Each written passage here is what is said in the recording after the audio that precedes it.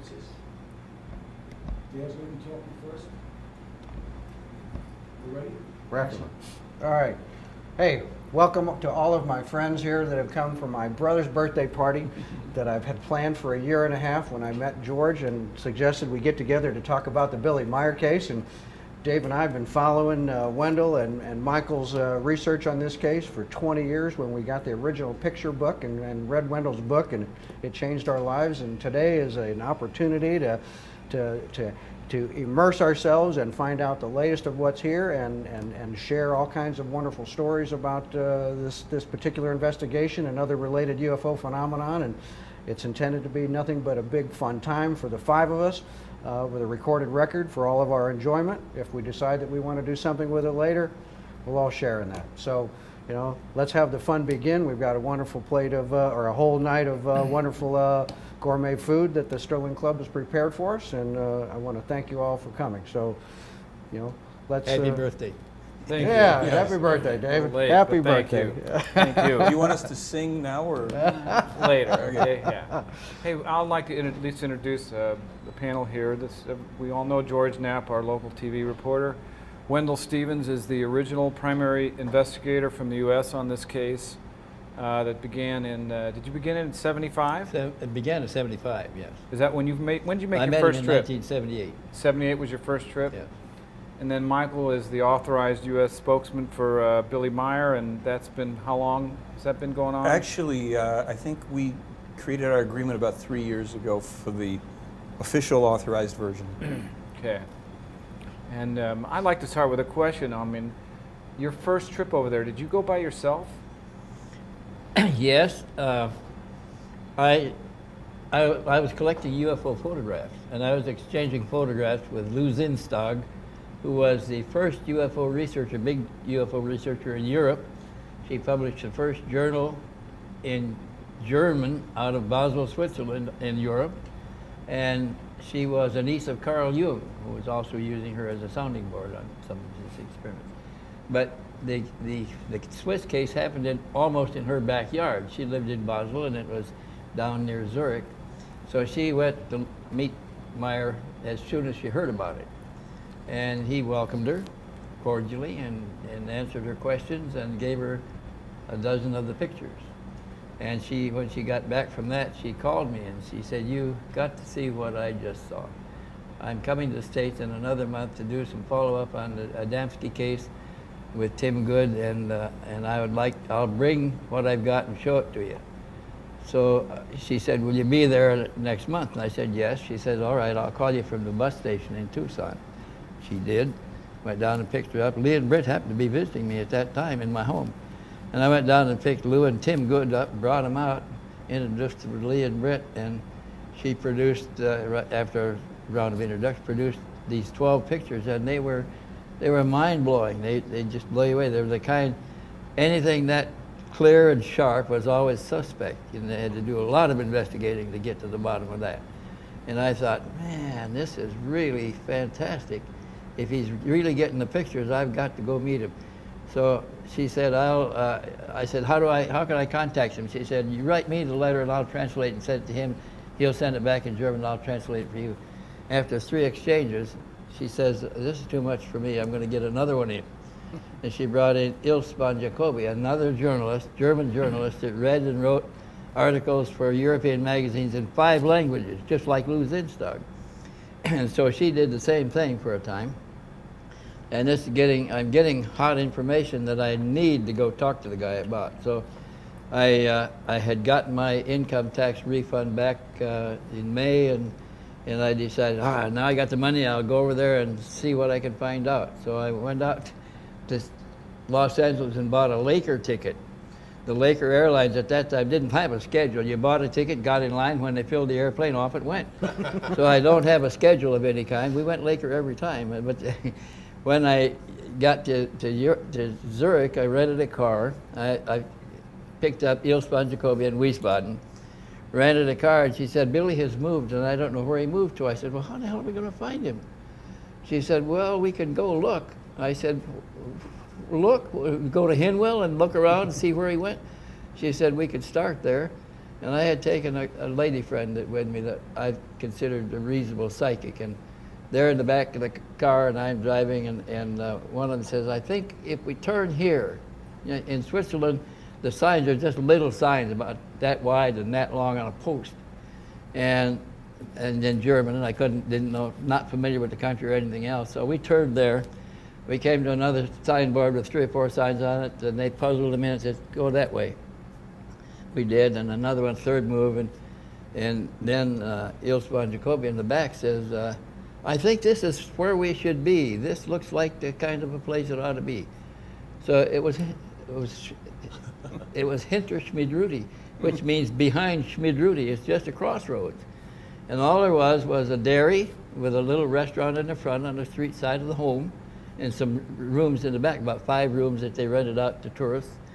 And down a dirt road, and we're trying to, Billy obviously doesn't live here, so Ilse says, well, let's go down the dirt road. We went down there about 1,000 yards and came to a barn that some people were working on, and she said, I'll go knock on the door and see if they know anything about him. She rapped on the door, and somebody opened the door, and she recognized Billy's wife. And she said, we're here to see Billy, is it okay? And, or whatever, in German, I didn't understand it. Anyway, she had told me when I was making arrangements to pick her up that I would have to have a translator because Billy didn't speak any English. So Billy's wife poured us all coffee, set us down at their kitchen table, their breakfast table, which is nothing but a big oak door with legs on the corners.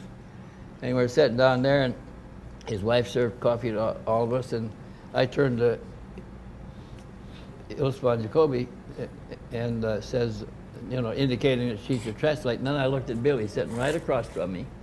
He's sitting there with his hands folded on the table in front of him like that, quiet. And I looked at him and I said, Billy, pleased to meet you. I have some questions I would like to ask. Do you mind? He says, no, Mr. Stevens, I do not mind. If you speak slowly, I can understand. And I looked at my translator, her mouth is open, and she's looking at me with big eyes, and she said, well, he doesn't speak English. I said, he just did. And I turned to him and says, how long have you been speaking English? He said, oh, I can speak a little bit. He says, if you speak slowly, I can understand. Then he added, he said, if you were an Arab and sat down there across from me, I could answer just as well. So then I thought, how does he do this? And I saw him later at one time, I saw him talking to a Japanese visitor in Japanese. So somehow he has a way of getting what he needs to communicate with. You said this guy was a magazine reporter. Was there any coverage? Was there news coverage of what Billy was seeing in his photographs in Europe? There was one article written by Ilse von Jacobi, who was introduced to him by Lou Zinstag after the communication started with me. And Ilse von Jacobi wrote a 2-page article for a magazine, Italian magazine called Il Misterio. And it was just 2 pages facing each other on a summary, and 2 pictures and a picture of Billy. And that was the first exposure he got. Then Blick and some of the other news magazines began attacking the case right away, which was interesting because why didn't they go down and investigate it instead? They didn't even go to the property. They wrote their attacks from someplace else. And I found that interesting because, you know, if you're gonna do something, you got to go there and look them in the eye and talk. Just what I was doing. So here's Billy sitting across from me, and I my first impression is here's a guileless man. He is not worried about the questions I'm going to ask him. He looks looking me straight in the eye. He doesn't look away. His gaze doesn't waver. He's not interested in anything else. He's patiently waiting for me to ask the questions. And I started off with a pointed question. I said, Billy, are these pictures of models? He says, oh, of course not, Mr. Stevens. I can't make a model. He only had one arm. And Ilse von Jacobi, or Lou Zinstag, had told me that he had a broken camera. It was a Japanese Ricoh camera that had been dropped, and the focus ring was jammed, that couldn't turn it, and the mirror beside the lens viewing window had fallen down, and he couldn't look through the camera at all, so he just shot from the hip, so to speak, like that. And he was getting these beautiful pictures, and he couldn't change the speed setting, and he couldn't change. He shot everything at ASA 100 Kodak film if he could get it, or any other ASA 100, and 1/35th of a second on f1.11. All the pictures were shot on f11. The focus ring was jammed just about a 16th to a 32nd inch short of the infinity setting. So it meant that everything in focus had to be beyond 35 feet, which was the Did focus. he give you pictures on that first visit? Did he give you some He to gave take me home? he gave me 100 pictures. On that first visit? He let me in his little office, and he let me go through his stash of pictures there. All they had done up there, and by that time he'd taken probably 6 or 7 series of pictures, and some of them the series was more than one roll. So I went through and picked out the best pictures of the lot, and I was going to buy them from him, and he wouldn't take any money. He just gave them to me. So I took them home and I started studying them, and I couldn't find any. I'd seen a lot of pictures and a lot of fakes, and I couldn't figure out how he could be doing this with a broken camera and working alone and with one arm, you know. And I became pretty much convinced that this was going to take some real serious study, because the pictures are too good for one thing. And when I asked him why he was being allowed to get such good pictures, he said they posed the ship. And I said, pose the ship? Why would they do that? He said, they have their reasons. And then he told me about the first contact event when he had been to a metaphysical meeting in somebody's house in Hinwil, an attorney's house, where they were discussing the voices recorded in a silent room by Rudive and Constantine. They wrote a book on it. And they had discussed that, and he came home and he had a cast-off tape recorder too, a broken tape recorder that he had fixed, and he set it up in the house in a silent room and tried to see if he could get a voice. And his first 2 or 3 attempts, nothing on the tape. He tried once more, and he urged everybody to be quiet, and then they ran the tape, and when they played that one back, there was a voice on it, a soft voice that said, "Billy, take your camera and go outside." So he thought, well, he grabbed his camera and went outside, and he's wondering what he's going to do. His moped is standing there. He threw his leg over it and pushed it, started it, and it's just driving, following his nose. And he went down their road, down to the road by the little dairy where we turned in, and down a winding mountain road to the town below, and through Hinwil and out to a forest preserve. And he still doesn't know where he's going. He's just idly making turns. And he gets in the forest preserve. He stopped his moped and got off from it and is looking around when he heard the humming, whining noise. And then looking around for the noise, he saw a silvery disc come out of a cloud, and then it went back in the cloud again. And the noise abated quite a bit. Then it came out once more and started a slow circle around him, came down and landed right in front of him, and he started running towards it to get closer. And the closer he got, the more he was running against the force. He said it was like wading upstream on a river with a strong current. And he said the closer he got, the stronger the current was, till he reached a point where he couldn't make any progress.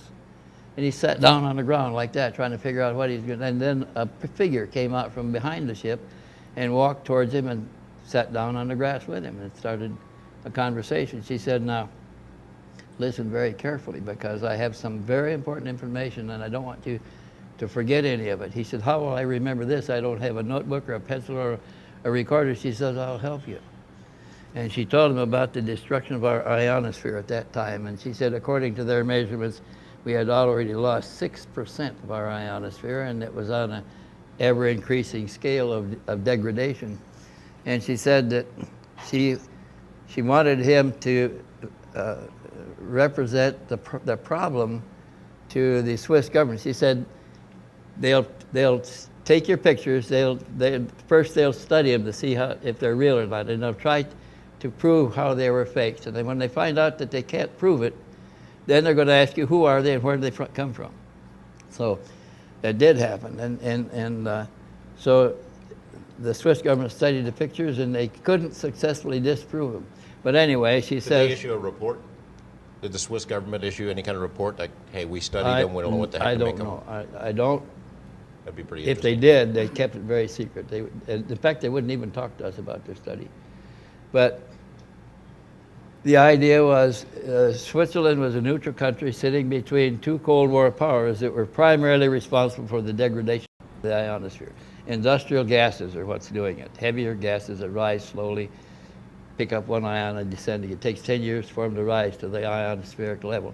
She's explaining all of this to Billy, who, she's not a scientist, he has a 6th grade education. And she's explaining that the deterioration is on an ever-increasing scale, and they project for the next 10 years where the gases will continue. If we stopped everything at that moment, the gases would rise for another 10 years. She said the degradation will approach 10%, and she said that's serious. So she asked him to contact his government and ask them to intercede between the two Cold War powers and try to slow down the contamination of the ionosphere. And nobody wanted to listen to him. And after a few weeks, she came back and she said, "What did they say?" And he said, "Nobody will talk to me."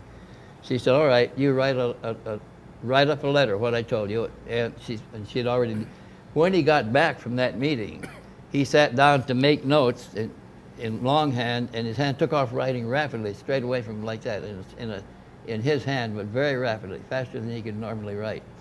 And everything came out word for word in the dialogue, which amazed Billy at that time. He thought, gee whiz, they have a fantastic memory. Then she explained to him that the meeting was recorded by a machine, a device, that they tuned to Billy's brain and it transmitted it back. So it was all done by a machine automatically, and they didn't miss a word. So she comes back and she said, she asked him to send the communications, which he did, and nobody responded. And she asked him to do it again and send them to all the consulates and embassies in Switzerland. There were 51, I think.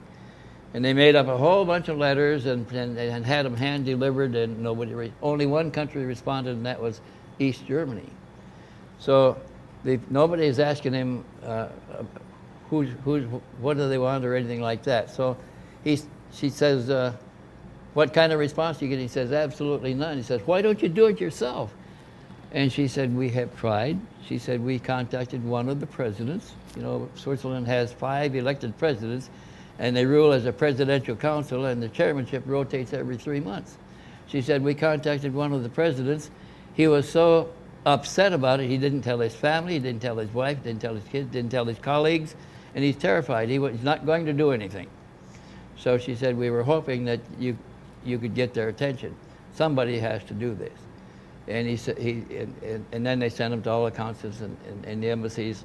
Did he ask why me? At any Yeah, point? she did. He said, "Why me?" And she said, "That's why, because they will analyze the pictures and want to know, since they can't successfully dispute them, they will want to know who they are and what they want." And she said, "Then you tell them. And be sure and tell them about the degradation of the ionosphere." But So, I mean, why he was chosen, you know? 6th grade education, one-armed she, guy. He was chosen because she explained to him at the time, which he didn't really accept either. She said, "You have been a prophet in the past. You have historical references in your Old Testament of your biblical works. You experienced incarnations as prophets over time." And she said, "You are the modern day prophet. And we want you to be sure and get this information out because it's a serious matter." And then she explained that you think that your Earth is your Earth, but it's our Earth too. We have been here as long as you have, and we have colonized this planet several times over after cataclysmic destructions where the humanity loses all of its technology and all of its communications. Everything breaks down. They're reduced to savage hand-to-mouth living. The Pleiadians have come back with a delegation again and recolonized the planet. And the last time she said this was done was 60,000 years ago under a Pleiadian leader called Aarhus, Aarhus. And she said that he came with 200 sub-gods, and They set up little fiefdoms all over the world and tried to raise primitive Earth humanity a notch back towards civilization again. And she explained that he was one of those sub-gods, and they had strict rules about mixing with Earth women, but he took women into his household and bound himself in Earth evolution as a result of it. So the other prophets all came down from that time. All the old biblical prophets are within that 60,000 year period. There's other lifetimes before that where he had enjoyed similar relations, but he's a spirit akin to theirs, of their spirit nature. I have a question for you. When did Lee finally start going over there with you, Lee Elders? About the third time I went over there, Lee and Tom were sweeping a bank system in London. They were doing debugging of computers and telephone systems, and they were doing a bank in London. And that third time, I got persuaded Billy to take me around to all of the photo sites so we could see what was there, and he agreed to do that. And after the 2 or 3 sites, immediately I knew that there's no way he could fake those. There's no way to suspend a line because the hill slopes down at a steep angle and it's 10 miles across the valleys to the other side.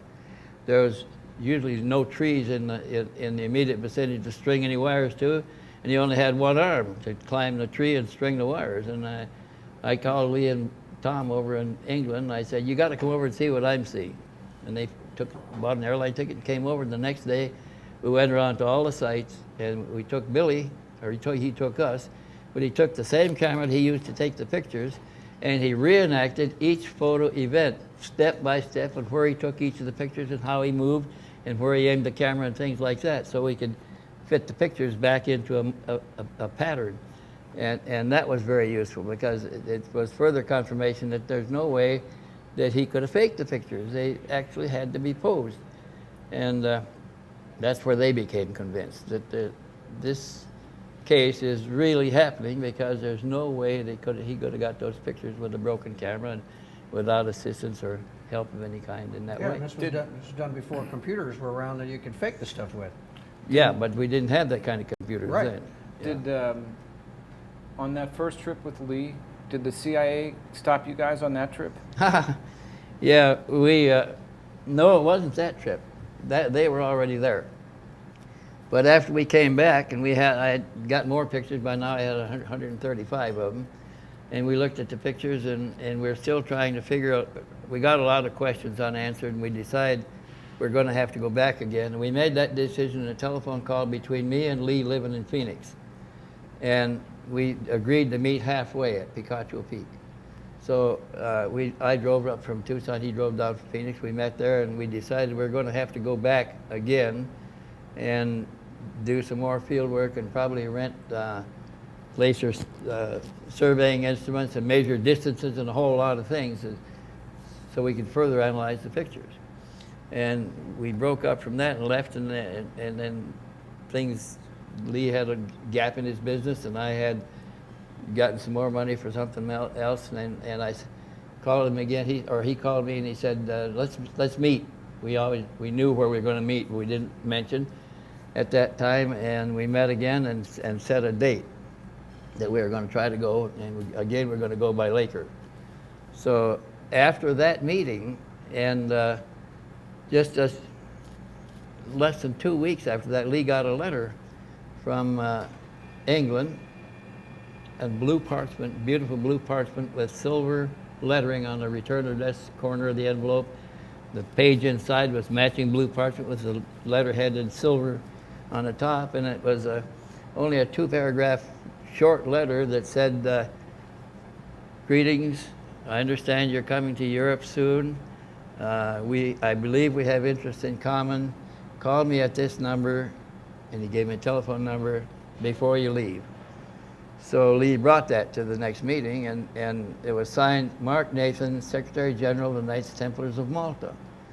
Well, I didn't know who the Knights Templars were or anything else, but it looked like expensive stationery and a nice signature, Mark Nathan and all that. We looked at it, we decided we don't need any help. Screw him, we're not going to call the number.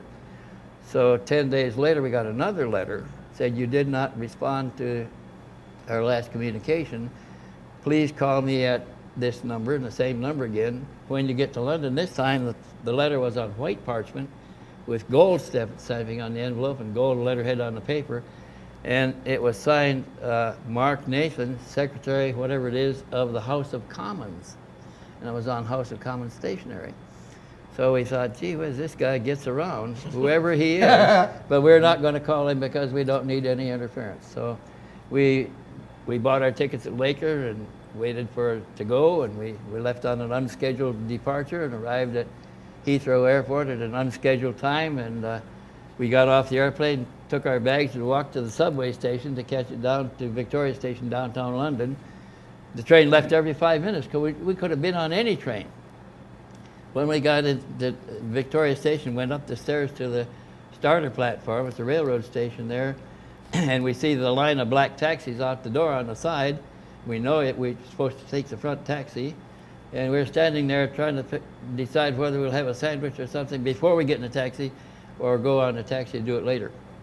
When a big black guy, big guy, came up, tapped me on the shoulder. "You're Mr. Elders?" He said, "Yes." He said, "I've got your taxi. Come with me." We said, "What about the taxis out there?" He says, "I've got your taxi. Come with me." And he took us around the end of the taxis and around the corner out of sight of the other cabbies in the line there, put us in the same kind of a London taxi, big black limousine taxi, locked us in, and then we drove around town. I started to tell him we were going to stay with a gunnery sergeant down in Kensington. He says, "I know where you're going." And he drove around and got us completely lost. Then he pulled up in front of a hotel on the south side of Hyde Park. It's the Grosvenor House Hotel. He said, "This is an interesting place. Movie stars live here." And he parked the taxi on the only striped spot for a taxi in front of that whole hotel, and got out, took us out, then locked the cab and left it there and took us inside. And he took us up the elevator to the 5th floor and down a corridor on the left of about 4 doors or 5 doors, made a secret knock on the door, tick, tick, tick, tick, tick, tick. The door opened and a round face with round glasses looked out, and they said something, and the door went all the way open. He motioned for us to go in. It was a very small kitchenette arrangement with just a refrigerator and a hot plate and a sink, and the door on the other end. And the same man went and opened that, said something to somebody inside, motioned for us to go in, and it was a big living room with a 4-cushion sofa on one side, facing a huge full-wall picture window like that. And there was a love seat over here on this side, a coffee table in front of that, and a coffee table in front of mine. And he was sitting over in the corner, standing in front of a big, fat, black, overstuffed chair, leather chair, with a table on each side of the arms. And he said, "I'm Mark Nathan." And we said, "Oh, nice to meet you." He said, Thanks for the "Well," ride. he said, I'd like to ask you a couple of questions. Do you mind?" And we all started sitting down, and just as he sat down, the white telephone on one side rang. Ring, ring, ring, ring, ring, ring, ring, ring, ring. And I looked at Lee, and he looked at me. We'd heard that ring in Billy's house. And Lee had already explained to me that no telephone can ring 10 rings because there's only 6 cams on the lobe, or 6 lobes on the cam. So you can only get 6 longs or shorts in any combination, no 10 rings. And that was a signal to Billy when he didn't recognize whether he was thinking something up or whether they was being transmitted. The phone would ring 10 times and he would know it was them transmitting until he got accustomed to recognizing the reception, physically. So anyway, we look at each other, and Mark Nathan is over there by his chair saying, "Hello, hello, hello, hello." And he says, "I wonder who could call this line." And he said, "I'll call the operator." So he called the operator. He says, "Did you ring?" She said, "No." He said, "Could anybody call in this room without going through your switchboard?" She says, "Not in this hotel." He said, "Well, my phone rang. How do you account for that?" She didn't know how.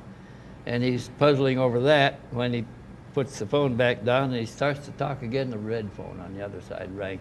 10 short rings. Ring, ring, ring, ring, ring, ring, ring. And Lee and I looked at each other again, and same thing, nobody on the line. And he says, "This is a discrete line. This line is supervised all the time. It's a hotline. He said, there's an operator on it all the time. And he punched the button and says, did you call? She said, no. He said, could anybody call this room from anywhere else? She says, of course not. And he put that down and he's shaking his head. Lee said, you know, did you notice that was a strange ring? He says, it was a strange ring. Lee says, that was 10 shorts. He said, that's the Palladium's signal to Billy Meier that to confirm what he's thinking is a telepathic transmission. And then he got real excited about it. So he asked us if we would look for certain things in the household. Said they tried to penetrate it for 2 years, couldn't get anybody inside because they were all close friends, and they weren't able to put anybody in there. You're talking about Mark Nathan. Mark CIA. Nathan's They were asking us to trying do that. Yeah, infiltrate he's Billy's group. introduced to us as the case officer for London. Lee told me later that the case officer term means that he's the senior CIA officer in the London district, and that he controls all the CIA operations. And we're in the big dog's office right there on Grosvenor Park. And the American embassy is on one side, the Russian embassy is on the other. And he's asking us to look into the case when we get to Switzerland. He knows where we're going and what we're going to do. And we never got in or out of Switzerland ever without being picked up by this same big black cabbie. Always knew where we were. Where we get off the boat train, the cabbie's there. Wherever we arrived in London, the cabbie's there waiting. And he would take us right to Mark Nathan. We had no choice. We couldn't go anyplace else. And Mark would he wouldn't take your evidence. He would photograph, or they would borrow it. What would they do with the evidence that you had? which? No, Mark Nathan. When we'd come back, he picked us up right with our baggage and everything else and take us right to Mark Nathan's office. And Mark would say, did you get anything this time? I'd say, oh, yeah, some more pictures. He'd say, can I see him? And I'd hand them to him, and he'd give them to somebody else, and they'd go out of the room. Then they'd come back in, and he'd hand them back to me. I had contact notes, same thing. When I came back with 1,800 pages of contact notes, he wanted to see them. I handed them to him. They went out of the room and came back, and he handed them back to me. I'm sure they made copies then. And this was a time when we had we had taken a young Mormon student from Brigham Young University with us, lived in Phoenix, and he wanted to go, and he offered to pay his own way just to go meet Billy. So we took him along, and he was a kind of a clumsy guy. He was always falling over his own feet and drawing attention to us. He'd stumble going up or down the stairs. And the second day we were in our guest house, he's missing, and there's a commotion out in the street, and we look out, and there's a tour bus with a bunch of Russian tourists or visitors getting off the tour bus. He's out there talking to him in Russian. And when he came back in, we said, where the hell did you learn Russian? He said, I majored in it at the Brigham University. He said, I was just practicing. I said, well, what do you think this is? The locals are thinking about our team out there talking to the Russians. He said, well, I didn't mean any harm. So next time Lee and I decided we can't keep him much longer. So we took a roll of film, pulled it out a little ways, pushed it back in, and said, we got this fresh roll of film to Billy. You're going to have to courier it back to Phoenix and get it developed there. And he's going to have to go tonight. Tom's waiting for it. So we drove him to the airport, and we stopped on the way back in Winterthur to an all-night telegraph office there, and sent a telegram to Tom, tell him to meet Russ, that Russ is on his way. And then when we got back to the guest house, I missed the pictures I'd gotten from Billy, and I had put them in my shaving kit, but I thought I put them in the side of my bag. And when they weren't in the side of my bag, I told Lee, I said, oh God, Russ took our pictures, I'm sure, because I can't find them. He said, oh, we got to get him before he does anything with them. So we went to the telegraph office and sent this telegram. It was 1:30 in the morning, and the telegraph office only had one person, and a little old lady, very feeble, and she took our message and she sent it out. And that next time we were picked up by the cabbie in London and taken to Mark Nathan's office, he says, just what the hell is going on here? We said, what are you talking about? He said, well, how did the Russians get the pictures? We said, Russians? What do you mean Russians? He threw the telegraph at us. On his desk was the same telegram, or copy of the one we had sent from Winterthur in Switzerland. He says, how did they get them? We said, they didn't get them. And then he calmed down a little bit. But things like that went on all the time. Can I get just a little? Yeah, let's tell you what, let's get some, that's what I was waiting for a break so we could do that. Absolutely. In fact, we'll get another round of drinks. And, You're still in contact with Mark Nathan? Yeah, Mark Nathan calls us every Christmas. He lives over in Florida. He's retired. He was a member of the House of Terrific. Commons? No, he wasn't. Okay. Nor was he a That was member just of a the cover. Knights Templars of Malta. Okay. Those were covers that he used to contact us. But I'll have to tell you in a minute here then about how familiar we started calling each other by our first names. And about the sixth time we came out, we were picked up and taken to his office again. And after he talked to us for a little while, he said, "Look," he said, "could you come to my house for dinner tonight? My wife is fixing a nice dinner for you folks." So we said, "Yeah, we could." So he said, "I'll send the car by to pick you up." By now he knew where we stayed with the gunner down in Kensington. He sent his dusty green limousine, big long stretch limousine, to pick us up, and all the neighbors are gawking out the windows when the limousine drove up to look for us. And so he drove us to the limousine drove us right to his house, and his wife turned out to be an ethnic Chinese woman. She was a high-ranking agent in the Chinese Communist government, and they're married, living together. And they had household servants, but she served the dinner. And after dinner, he invited us to go into their parlor, and he offered Lee and I cigars and the women wine. And then I'm sitting on a three-cushion sofa there, and he came over to a big lamp at the end of the sofa and picked the lamp up and set it over against the wall on the floor. And then he picked up the 8-sided wooden table and picked it up, and it was hollow, and set that over on the floor by the lamp. And inside was a big safe, an iron safe, in a cement block in the floor. And he bent down and spun it out. He said, remember the letter? He said, "I want to show you something." And he opened the safe and he took out some papers, laid them on the floor.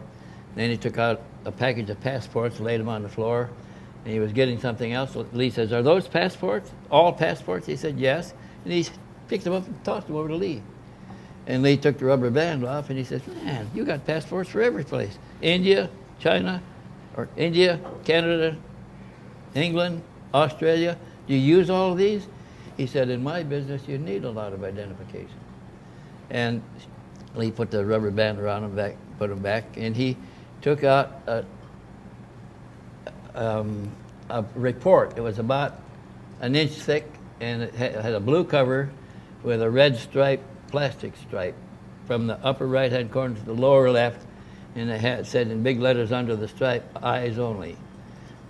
Top secret and a code name, and "Eyes Only." He laid that on the floor, and he got something else out, and he tossed a little sack of miniaturized transceivers over to Lee to look at, and some other things in the sack. And then Lee looked at him, and he tossed it back, and he started putting things back in the same order in the safe, and put the blue secret book in there, the booklet, and he put the passports back in on top of that. And then he closed the door, spun the dial, put the octagon table back on, and then the lamp. Well, at that point, we said, "We're getting a little tired. Could you take us back to our walk-up?" So he sent us back in our limousine. The walk-up had big oak doors on the front that were closed with a heavy oak bar, and to let you into the ground floor. And the guy had a Doberman inside that guarded the inside when they closed at night. And they locked, there was a gate halfway up the stairs from the third level to the fifth level. And we went upstairs, and the guy had to come and unbar the door and hold the dog while we went up the stairs, and then he locked the gate behind us. And I told Lee, I said, "We ought to get up early and go down to breakfast before the table's all dirty." He said, "Okay." That night when we were going back, he agreed. And then the next morning when I'm up early and I took my shower, I'd get up early anyway. And I went, knocked on his door, and Lee opened it, hair all over his head and sleepy eyes. And He said, "Oh, you didn't mean that, did you?" I said, "Yes, I did. Let's go." He opened the door further, and he went, splashed water in his face, put his shirt on, started to pull his pants on, buckled it. Then he reached over. The night before, when I was making arrangements to go there the next morning, he started undressing, and he took his change out of his pocket, and he put his wallet on a metal shift robe that you hang clothes in. And he put his wallet on there, and then he put the keys up there, and then he put some change up there, all clanging when he put them down, you know. And then he started to go to bed, so I said, "I'll see you in the morning." And then the next morning, I'm back, and he's reversing the process. He washed his, splashed water in his face, then he pulled his shirt on, pulled his pants on. He reached up to get his wallet to put in his back pocket, and he did a double take, and he says, "Hey, what's this?" And I said, "It looks like that book in Mark's safe." He said, "It sure does, doesn't it?" He says, "It's under the money, the keys, and the wallet." How the hell did they do this? I said, "Who do you think did it?" He said, "I haven't any idea." And so we woke Britt up. She said, "Well, you better tell Mark." So Lee and I trooped down to the locked gate halfway up, and there's a telephone there. And we called Mark, woke him up, and said, "We think we've got your blue book in the room here." He says, "Stop pulling my leg. I don't have time for crap like that this time of morning." Lee says, "Well, I tell you what, you better go down and look in your safe and see if the book is there." And he said, "All right." And he laid the phone down, and in a few minutes he came back completely breathless, hyperventilating. And he says, "Jesus Christ, how did you do that?" And he says, "Have you opened it?" And Lee said, "No, we're not interested in that." He says, "Well, don't touch it. I'll be right over." And he was there in 10 minutes. He come rushing up the door and rushing up the stairs, and he looked at the book, slapped his head, and he says, "Jesus, how did you do that?" We said, "We didn't do it. We didn't touch your damn book. We didn't." We said, "It's out of your safe, isn't it?" He said, "It's gone, and there it is." So he picked it up and he put it under his arm, and he said, You sure you didn't look at it?" We said, "No, we're not interested in that sort of thing." But we believe that the Palladians apported that out of his safe for some reason, for some demonstration to him. But he got the drift of the thing after a while and began to try to use the Palladians to get the information that he wanted, which they cooperated with to some degree. You know, they never frustrated our interference. One time a truck tried to run us off the road, and another vehicle came from behind our rented van around us, pulled up to the truck that was trying to force us off the road, got on his rear bumper and pushed the truck forward so that we were clear, and then the truck speeded up and left, and the other car speeded up and left too. And he said, next time we saw him, he said, "Those people were serious, weren't they?" We said, what do you mean serious?" He said, they were going to push you off the road.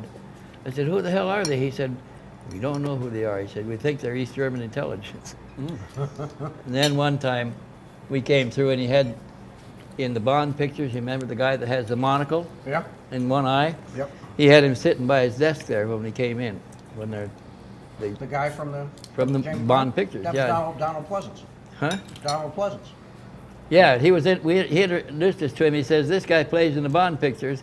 He said, "He's a East German agent." He says, "We work together." And then another time when we were taken to the Grosvenor House Hotel, there was big power vans drawn up behind the hotel. They were shooting a Bond picture, and this guy was in the picture. And this was the particular time when our chief of intelligence was having a meeting in the same Grosvenor House Hotel with some British officers. And this Bond movie is being shot. They shot the same scene 5 or 6 times in one day, and the next day they were shooting the same scene again. So we wondered if they needed that many takes on that scene, or why are they there, and why the big power trailers, and what do they need all that power for, and all that sort of thing. It was really a mysterious setup. And Mark Nathan said that we have our own way of doing things. I think I would have been awfully tempted to look in that book. Yeah. Too. Well, we didn't, because we by that time we trusted him and he trusted us. He hadn't harmed us. He hadn't deprived us of any liberty. He hadn't forced us to do anything. We were cooperating with him to as much as we wanted to, and as long as it was in this state, we could decide when we didn't want to cooperate with him, and he wouldn't know it. So we just kind of left it like that. Yeah, he told us later, years later, he told us that it had something to do with worm culture in Africa. Worm culture? Worm culture, yeah. Did Billy show you the contact notes on your first visit too? Yeah. He showed me his original ones were written out in longhand, in German, which I couldn't read. Then, after he had taken probably 6 or 7 contact notes, somebody found an old Well, it's an old IBM Selector typewriter. the first one was a I think it was a Remington, an early Remington with the manual typewriter with the keys. They had to straighten the keys and everything, and he was typing that one like that, one key at a time. George, pot sticker? And then Pot stickers? Yeah, don't we? Semyasi said they would like to borrow the typewriter to take a look at it. So Ketzel came and picked the typewriter up, and Billy delivered the typewriter with a ream of paper. And then a week later, Ketzel brought it back, and he says, a very primitive machine. But the next time Billy started to type cards in the office, he started getting the contact note on the Remington typewriter at a real fast rate of speed, like that, much faster than he could do it when he was hunting for the keys. And that's the one that I heard him typing on when he was trying. And I looked in there, and he was in a kind of a altered state of consciousness. He was looking straight forward like that and typing about that fast, you know. And I turned on my tape recorder and recorded a few minutes of it. It was tick, tick, tick, tick, tick, tick, tick, tick, tick. On that typewriter, you had to roll a pattern and had to shift, move the carriage and change the case and everything else, all with one Like he was finger. taking telepathic dictation or something. Yeah. They told him that it was done by a machine aboard the spacecraft, that they could program the machine to transmit. And so now they had reprogrammed the machine to transmit with the Remington typewriter. Then later, a woman gave him another typewriter, a IBM Selectronic or whatever it was, and then he could do them faster even on the IBM Selectric, because it did a lot of things that it rolled the pattern, and he only had one key to change the case. So then he got a lot of the contact notes on that, and I had some of each at the time. Wendell, you should grab a bite here. These guys are hungry. Yeah, please dig in. We're enjoying your conversation, but let's not let this food go to waste while it's hot. Filet mignon? Really good stuff. Tom? No. Michael, when did These you are- first these are read the fillet- contact fillets notes? later. This is a bacon wrap scallops. Oh, can you reach a knife and a fork? Sure. And would you like a pot sticker too? Or some dumplings? Oh, These are- that's too big. Couldn't you get some big ones here? Huh? I think so. Boy, I've never how do seen you get those big Unbelievable. ones that size, for crying out loud? Yeah. When I have a party, Alien. it's big shrimp. These are alien shrimp is what these are. And you can tow boats They're with these. fantastic. Oh. I wish I could work the camera in my cell phone. I'd take a picture of that for Susie.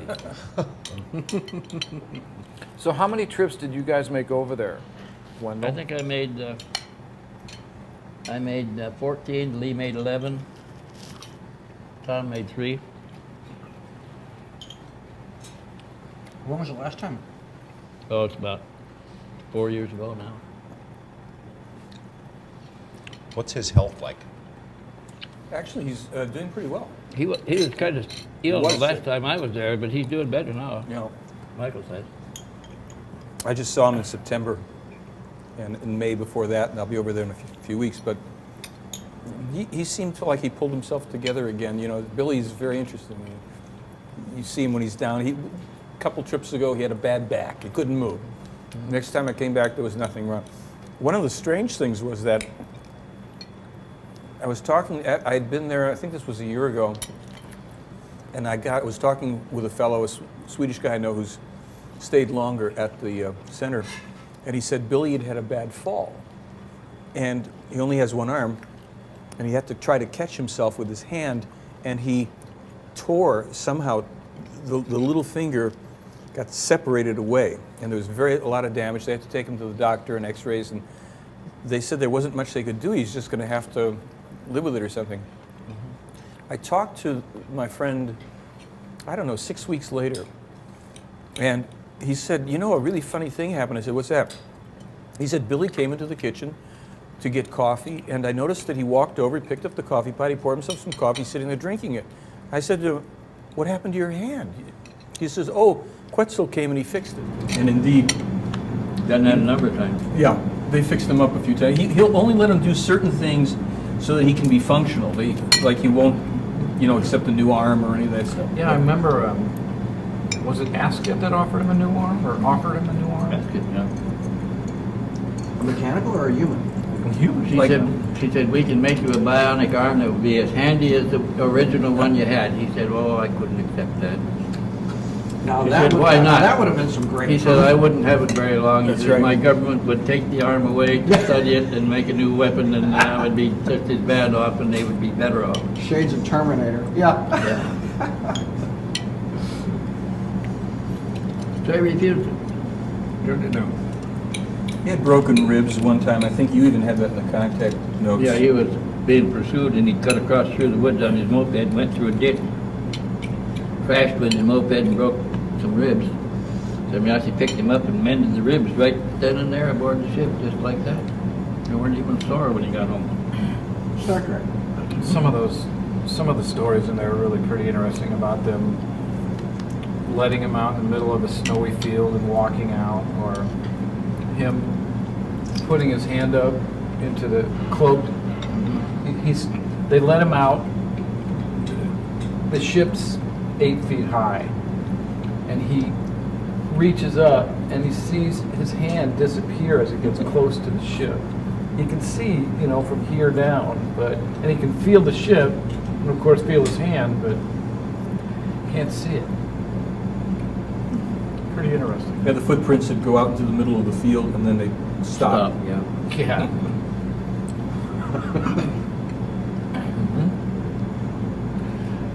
You were, I noticed in the contact notes that you published that you edited out some of the religious, rather offensive language into the Well, it Christian wasn't religion. offensive mostly. language, but it would have been offensive to Christians. Well, yeah. And I didn't think we should be criticizing. No, but clearly part of their message is that what our history is, what the truth about our history is, and certainly that entails religion because that's part of our history. But they're trying to explain to us, that they're basically our forefathers, right? Yeah. I mean, They said we come from a common ancestry. Okay. Our forefathers were their forefathers. Okay. In the first contact notes, George, in the first visit, he is told by Semyasi she said, we know that you're aware of a secret old scripture, and we want you to publish it because to us, she said, it seems the most important document in the world. What is it? It's been published it's been translated and published, but ostensibly I believe in the 60s, they led him to get in contact with a Coptic priest in Israel who also spoke Aramaic, and they led the two of them to a tomb that the two of them excavated for 3 days and found a scroll cased in resin under a rock. In the back of the tomb of the sepulchre. Yeah. Tomb Well, of I know it's a Sepulchre. different. I don't think it's there. It's a separate tomb, if I recall, isn't it not? But anywhere, I wherever it understood that was. it was the tomb of the sepulchre, But where Jesus lay after the It's- crucifixion. The original. tomb of the ostensibly, crucifixion. it's the original gospel, and it tells a bit of a different story, as you can imagine. Jesus was not born of a virgin. He was the son of somebody from the sky. And Gabriel. Mary. He Gabriel. was certainly instructed by them at times in his life. He did not teach about the kingdom of God. He taught about spiritual things without using the phrase God. He survived the crucifixion. he was obviously, and Judas Iscariot was the writer of that gospel and his closest advisor and friend, and that the son of a Pharisee or a Sadducee named Judah Iscariot was actually his traitor. That after he survived, that he and his mother and his brother and Judas, who were in danger, actually they picked him up in the, I can't remember if it's one of the Gospels or the book of Acts where it says that Jesus ascended to heaven in front of a bunch of people. Well, that scene's in there too, except he's beamed up Scotty. Okay, he goes up in the ship. They take him up to Tyre or Sidon or whatever it was, meet his mother and his brother and Judas. They live there for a while, and then they take a journey several years to India, where he's teaching along the way, and of course he meets with enmity and rejection along the way. There was a small and he trip settles that- in India They're also among doggone the big. Buddhists there. That looks He good. becomes known as Here's a a great small- teacher there. He lives a life. He gets married, has 4 children, It's a small one. dies at 108, 110 years old, and one of his sons brings the original scroll back to the church at Jerusalem at that time. And On Judas' deathbed, he commissioned his oldest son to the rewrite the document of the scrolls to the tomb, which the son did. And that's one that Meier and priest Isa Rashid. Isa Rashid were taken to recover what was left there many years ago by the oldest son of Judas. I thought it was Jesus' oldest son. It's Judas' oldest son? Judas' oldest Oh, son. okay. I got that a little confused.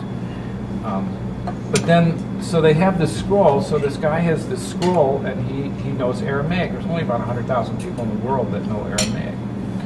And the scrolls, and Jesus spoke Aramaic. He didn't speak Hebrew or Greek. He spoke Aramaic. And so he's translating the document. And if you read the document, you would see that it's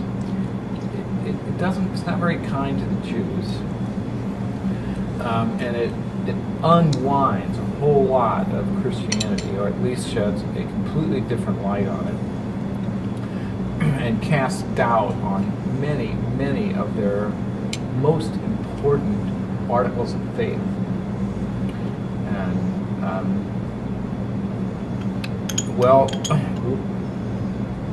Jesus in this document is quite harsh on the Jews, and ostensibly the Jewish government found out about the scrolls. I mean, because it's taken the guy a long time to translate it, and I'm sure word got out.